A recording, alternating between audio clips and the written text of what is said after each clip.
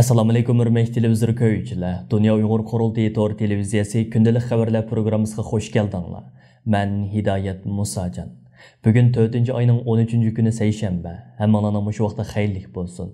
Aziz qarindoshlar, mana bugun 11 oyning sultoni hisoblangan muborak Ramazon oyini cheksiz sevgi va iftixorlanish ilkida kutib oldik.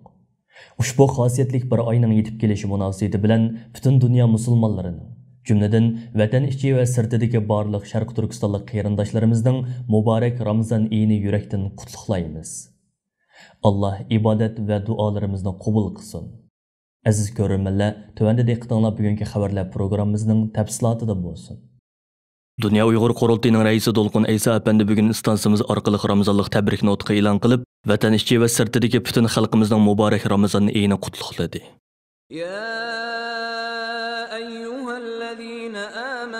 كتب عليكم الصيام كما كتب على الذين من قبلكم لعلكم تتقون. Assalamu alaikum Şarkı Türkistanlık aziz qarindoshlarım. Mana bugün biz bütün dünya musulmonlari cheksiz hayajon ve tashnalik içinde 11 ayının sultani mübarek Ramazan oyiga sharaf bilan qadam bosdik. Mushunda xosiyatli bir ayning yetib kelish munosabati bilan Dünya Uyg'ur Qurultayı nomidan vatan ichi va sirtidagi bütün xalqimizning ushbu Ramazon oyini yurakdan qutluklayman. Allah ibadetimizni, dualarimizni qabul qilgay. Ulug' ro'zining xosiyati bilan hammamizga hidoyat ato qilgay. Aziz qarindoshlar, har qatim bütün dünya musulmonlarini shodlik cho'mdirgan mana shunday xosiyatli kunlar yetib kelganda vatanimizda Xitoy zulm ostida azob chekayotgan xalqimiz Xitoyning vahshiy zindonlarida, jazo lagerlarida, majburiy emgak maydonlarida jon talashayotgan millionlagan begunoh qarindoshlarimiz, Xitoyning ichki o'lkalarida, qul o'rinda majburiy ishlatilayotgan qarindoshlarimiz, yana shundaqla vatansizlik dardidan ko'rish imkoniyatimiz bo'lmagan vatandagi ota-ona, urug' tuqqan, do'st yorallarimizni ko'z oldimizda namoyon bo'ladi va buningdan cheksiz azoblanamiz. Hammamizga ma'lum bo'lgandek, vatanimiz Sharqiy Turkiston kommunist Xitoyning tajovuzchiligiga uchragandan buyon vatan ichidagi xalqimizning biror kunimi xotirjamlik va shodlik ichida o'tib boqqani yo'q. Xalqimizning har bir kuni qonliq yosh to'kish bilan va musibat ichida hasratlanish bilan o'tdi. Muajiratchi qarindoshlarimizmi vatandagi ota-ona, urug' tuqqan, do'st yaradorlari va suyimli xalqining dard piyg'onlarida qayg'urish, hasratlanish va azoblanish tuyg'usi ichida bugungidek kunlarni kutib olishga majbur bo'lib keldik. Qisqasi, zolim kommunist Xitoy hokimiyati xalqimizning har qatimliq muborak Ramazon oyini azob oqibat va zulmga to'lgan jahannam oyiga aylantirdi. Haqiqat shuni isbotladiki, agar biz jasorat va kurash bilan o'z erkinligimizni ve milli müstakilimizni qo'lga olmaydi ekanmiz, bizga abadiyan tinchlik, xotirjamlik ve baxt saadet yok. Yani shundaqla Allah oldidagi musulmonlik majburiyatimizni azodlik ichida ado qilishdimi mangu so'z ocholmaymiz.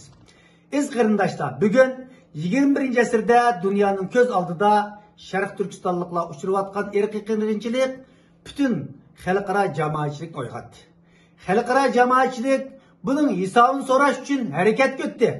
Mana shunday xalqliq bir paytda barliq Sharq Turkiston xalqi cho'qim qayg'uni kuchga aylantirib, Xitoyga qarshi birlik saf qurib, Sharq Turkiston davosini kuchaytirish yo'lida yuksak shajoat va fidokorlik ro'yi bilan millat sifatida jiddiy harakat etishimiz har vaqtdan texmo zarur bo'lmoqda. Shunga aziz qarindoshlarim, mana bu ulug' oy va ulug' kunlarda her bir ibadetimizde Allah'tan vatanimiz Şarkı Türkistan'a azatlık, halkımızga hürlük dileyli.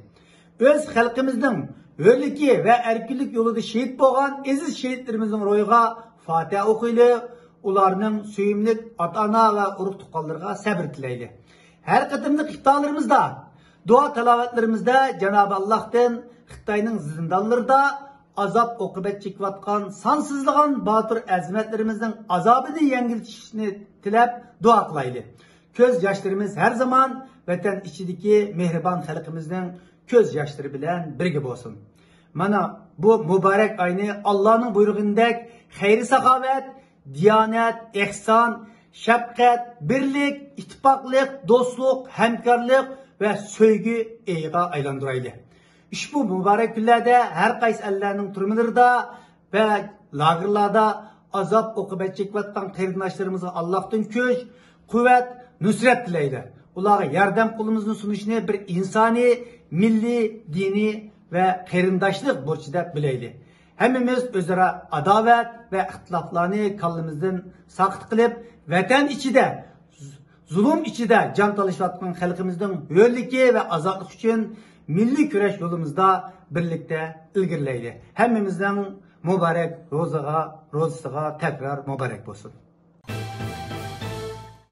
Amerika Tashqi ishlar ministri Antony Blinken Xitoyning Uyg'urlarga yurgizgan irqiy qirg'inchiligini yana bir qitim qattiq ayblab, Amerikaning Xitoyning bu xil qo'rqinchli kishilik huquq dafsandachiligiga qat'iy qarshi turadiganligini bildirdi. Blinken yana Amerika shirkatlarini Sharq Turkiston bilan savdo aloqasi qilmaslikka chaqirib, savdo aloqasida bo'lgan bir qism shirkatlarning majburiy emgak bilan bo'lgan munosabati sababli ayblashga uchrayotganligini ta'kidladi. Blinken bu so'zlarni 11 aprel yakshanba kuni Amerika NBC televizion kanalining axborot bilan uchrashish haftalik programmasining ziyoratini qabul qilganda bildirgan. Blinken so'zda yana Amerikani o'z ichiga olgan dunyodagi har qaysi hukumatlarni konkret harakat qo'llanib, shirkatlarning Xitoyga Uyg'urlarni bostiradigan mahsulot yoki mulozimat bilan ta'minlamasga kafolatlik qilishga chaqirgan.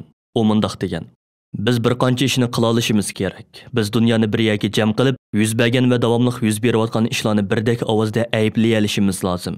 Biz amaliy harakat qo'llanishimiz.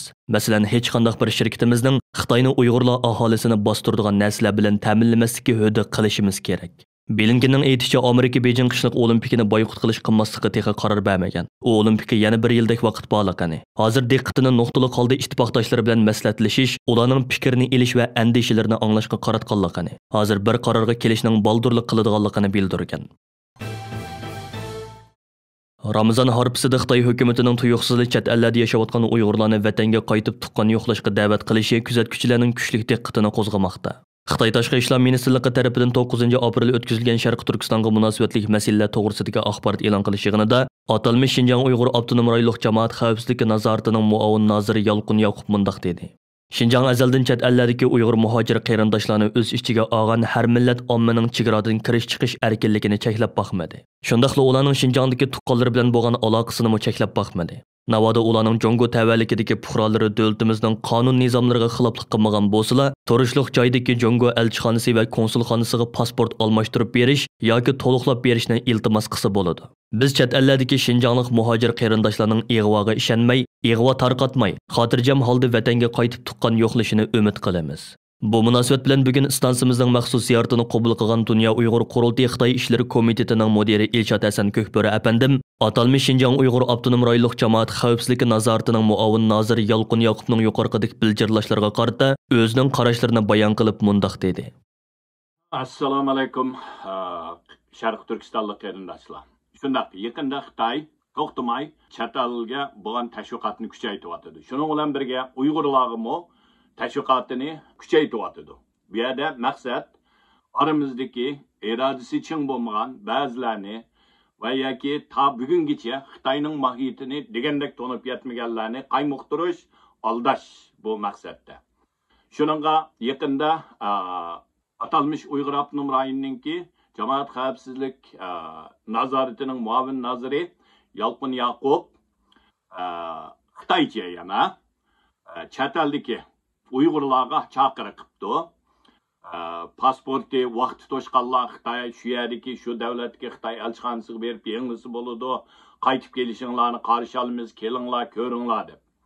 Bu faqat tashviqot. Buning sababi birinchidan butun dunyoda har bir davlatlarda Xitoyning elchixonasining oldidagi bo'libmi Turkiyadagidek yosh qiz, o'g'il, cho'ng kichik ana dadalarninki, bularninki elib berayotgan davomlashgan namoyishi Xitoyni söküş, mahiyetini tonutish bu faoliyatlarning bismi. İkinciden Amerika başliq Avrupa, Angliya, Kanadaning jazosi. Üçüncüden yaqinda xalqaro Birlashgan Davlatlar Tashkilotininki kishilik huquq guruhlarimi Xitoyga besim qilishga boshladi. Bularninki natijasida, o'rtaq natijasida Xitoy javob qaytarishga majbur bo'lyapti. Ammo buning bilan hargiz aldanmasligimiz lozim. 2016dan keyin 17-18lari mayli Amerikadan, mayli Turkiyadan qaytgan bizning o'g'il qizlarimiz hammasi iz deraksiz yo'qolib ketdi. Misrdan akatgan Uyg'urlarningki o'ligi chiqdi. Shuning uchun hech qanday Uyg'ur bunda Xitoyning ta'tir tashviqotiga, qaymoqtirishiga aldanmasligimiz lozim. Hoşyar bo'lishimiz lozim. Ham chet eldagi bu ko'rishimizni Uyg'ur masalasini uzul kesil, yana o'zimizning taqdirini o'z qo'limizga olg'icha Sharq Turkistonninki erkinlik, barobarligi, kapolatga ega bo'lguncha buningdan oqiga yanmasligimiz lozim, Xitoyning tashviqotiga aldanmasligimiz lozim. Buningda hoşyar bo'lishimizni talab qiladi. Har bir Sharq Turkistonlik, mayli Uyg'ur, Qozoq bo'lsin, hamma qarindoshlarninki nihoyatda hoşyarlik bilan Xitoyning aldam xaltisiga dasmasligini so'rayman ham tilayman. Rahmat. Fransiyada 3 cho'ng ommaviy tashkilot birlashib xalqarалық 4 cho'ng markani Uyg'ur majburiy amgikidan foydalanish va shu orqali Uyg'ur qirg'inchiligini qo'llash bilan ayblab sotqa rasmiy arz sundi. Mazkur arzni sungan Fransiya cheriklikka qarshi turish gruppasi, xalqarалық pokiz kiyim-kechak harakatining Fransiya tarmoqi bo'lgan Axloq ommaviy tashkiloti va Yevropa Uyg'ur instituti 12-aprel kuni Parijda bu vaqtda maxsus muxbirlarni kutib olish yig'ini o'tkazdi. Axborot e'lon qilish yig'iniga har qaysi tashkilotlarning vakillaridan boshqa yana Uyg'ur masalasini Fransiyada kun tartibga akilishda muhim rol o'ynayotgan Yevropa parlamentining a'zosi Rafael Glucksmann va bu arzni ustiga olgan fransiyalik dongliq advokat William Bourdon qatorliqlar qatnashdi. Parlament a'zosi Rafael Glucksmann yig'inda mundaq dedi: "Bu arz intayin muhim. Chunki bu dunyoda, bo'libmi Fransiyada majburiy emgakka qarshi elib berilayotgan safarbarlikning hal qilg'ush qadami. Bir yildan buyon necha yuz minglagan Fransiya fuqarosi o'zlari ishlatayotgan markalardan ularning Uyg'ur xalqini qul emgakiga soladigan jinoyatga bevosita yoki vositali qatnashini oxirlashtirishni talab qilib kelyotdi." Bu arzni ustiga olgan advokat William Bourdonning yordamchisi Basila Odud apandi arz sunilgandan keyingi qonuniy tartiblar haqida to'xtalib mundaq dedi: "Biz arzimizni mahkamaga berdik. Endi mahkamaning tekshirish xizmatlari boshlanadi. Onundan keyin dalil isbotlar to'liqlanganda biz arz qilgan shirkatlarni jinoiy ishlar mahkamasiga chaqiradi. Biz tekshirish xodimlari va soqchilarning arzimizdagi shirkatlar haqida isbotlar bilan ta'minlashni davomlashtiramiz. Shu orqali soqchilarning tekshirishni izchil davomlashtirishiga besim qilg'ili bo'ladi. Ya'ni biz bu ishning piyida bo'lamiz. Bu arznomani sunganlarning qatorida xalqaro axborot vositalarini lager haqida muhim uchurlar bilan ta'minlagan lager shoidi Tursunay Ziyoddin xonim bor bo'lib, bu qitimqa arzdami u lager ishchi va sirtidagi majburiy emgak haqida guvohlik bergan. Arznomada mundaq mazmunlarga olgan: Sharq Turkistondagi majburiy emgakka oid oshkorlangan dokladlar va shohidlar bergan guvohliklarda deyilgan Uyg'ur xalqiga qartilgan bostirishlar nazarga ilinganda, xalqaro shirkatlar Fransiya zaminida Uyg'ur majburiy emgaki orqali ishlab chiqilgan mahsulotlarni tarqatganligi uchun cho'qim Fransiya jinoiy ishlar qonunida javobgarlikka tortilishi kerak. Yevropa Uyg'ur institutining direktori Dilnur Rayhan xonim bu vaqtda to'xtalib mundaq dedi: "Biz Uyg'ur majburiy emgaki ichirishlik hech qanday bir markani saq qo'ymaymiz. Bizning maqsadimiz boshda ularga xatoligini tonish va Uyg'ur majburiy emgaki bilan munosabatini uzish haqida fursat berish. Fransiyada biz bu arznomani boshladik. Yevropadagi boshqa davlatlarda ham shuningga o'xshash qonuniy tartiblar yaqinda boshlanadi." Bu qitimqa axborot e'lon qilish yig'iniga yana Dunyo Uyg'ur qurultiyining programma yetakchisi Zumratay Erkin xonim qatnashgan bo'lib, axborot e'lon qilish yig'inidan keyin Dilnur Rayhan va Zumratay Erkin xonimlar Yevropa parlamentining a'zosi Rafael Glucksmann apandi bilan ayrim ko'rishib, uning hozirgacha Uyg'urlar masalasida ko'rsatib kelgan tirishchanligiga rahmat aytish bilan birga, uningga Uyg'urlarning navbatdagi yangi vaziyati haqida to'liqlama ma'lumot berdi. Kanada hukumati 11-aprel uqtirish e'lon qilib, Kanadada yashayotgan Uyg'urlarni Sharq Turkistonda ziyoratda bo'lmaslikka ogohlantirdi. Kanada hukumatining mazkur uqtirishida Sharq Turkiston bilan etnik munosabati bo'lgan kanadaliklarning Xitoy tarafidan tutqun qilinish xavfiga duch kelishi mumkinligi bildirilgan. Bu ogohlantirishning Xitoy doiralari o'tgan hafta axborot yig'ini o'tkazib, chet eldagi Uyg'urlarni Sharq Turkistonda xotirjam ziyoratda bo'lishga chaqirishining orqasida e'lon qilinishi diqqat qo'zg'adi. Kanada matbuotlarida ko'rsatilishicha, Kanada hukumatining 11-aprel e'lon qilingan uchurda Sharq Turkistonning vaziyati texmo tafsili sharhlanib, yig'ilish lagerlari haqida to'xtalgan ham agar sizning Xinjiang Uyg'ur avtonom rayoni bilan oilaviy yoki etnik bog'lanishingiz bo'lsa, xohlagancha tutqun qilinish xavfiga duch kelishingiz mumkin deyilgan. Bu Kanada hukumatining tunji qitim Uyg'ur Kanada garajdonlarini Sharq Turkistonda sayohatda bo'lmaslikka aniq ogohlantirishidir. Dunyo Uyg'ur qurultiyi tadqiqot markazining uyushtirishi bilan 16-aprel kuni Zaydin Yusuf va Barin inqilobi haqida maxsus tor muhokama yig'ini o'tkazildi. Siyosiy faoliyatchilar, tadqiqotchilar, jurnalistlar va shohidlarning qatnashida o'tkaziladigan bu qitimqi muhokama yig'inida 1990 yili 5 aprel yuz bergan Barin inqilobining borliqqa kelish jarayoni, uning milliy mustaqillik harakatimizda o'ynagan roli, Barin inqilobining Xitoy tarafidan qonliq bostirilish jarayoni, Xitoyning Barin inqilobiga bergan bahosi, Saydin Yusuf boshchiligidagi Barin qahramonlarining kurash hayoti, Barin inqilobining hozirgacha xalqimizga bilingan taraflari qatorliq keng mazmunlarda tafsiliy analiz va muhokama elib beriladi. 16 aprel Cuma günü Berlin vaqti soat 17'de, İstanbul vaqti 18'de, Almaty vaqti kech soat 21'de boshlanadigan mazkur muhokama yig'inining amaliy ahvolini Dunyo Uyg'ur qurultayining YouTube sahifasi orqali naq maydondan ko'ra olasiz.